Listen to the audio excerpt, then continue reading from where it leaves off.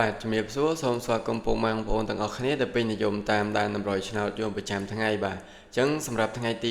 29ខែ6ឆ្នាំ2026 admin បានរៀបចំតម្រុយទុកចែកជូនពុកម៉ែបងប្អូនទាំងអស់គ្នាបាទយកទៅផ្សងសំណាងក៏ដូចជាកំសាន្តលេងទៀតដែរបាទតែអញ្ចឹងកុំឲ្យខាតពេលពុកម៉ែបងប្អូនយូរយើងចូលទៅមើលតម្រុយរបស់យើងហើយ admin ក៏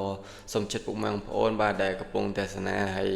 នឹងមកក្រោយៗបាទសូមជួយ like ជួយ comment ហើយដាក់សញ្ញាកណ្ដឹងបងប្អូនម្នាក់មួយផងបាទដើម្បីទទួលបានវីដេអូតម្រុយឆ្នោតមុនគេជាងរាល់ថ្ងៃបាទតើអញ្ចឹងយើងទៅមើលខ្ទង់អុសរបស់យើងថ្ងៃនេះអញ្ចឹងថ្ងៃនេះដែរ admin ឲ្យអុសខ្ទង់50ហើយនឹងមួយគ្រាប់ទៀតហ្នឹងគឺខ្ទង់8បាទ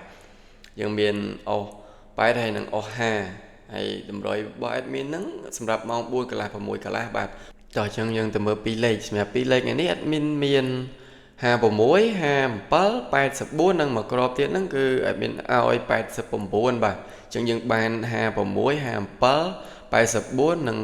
89បាទសម្រាប់2លេខរបស់យើងមាន4គ្រាប់ឲ្យពុកម៉ែបងប្អូនយកទៅផ្សងសំណាងបាទតោះយើងទៅមើល3លេខរបស់យើងវិញបាទសម្រាប់3លេខគុណរបស់យើងនេះមាន134ហើយនិងមួយគ្រាប់ទៀតហ្នឹងគឺ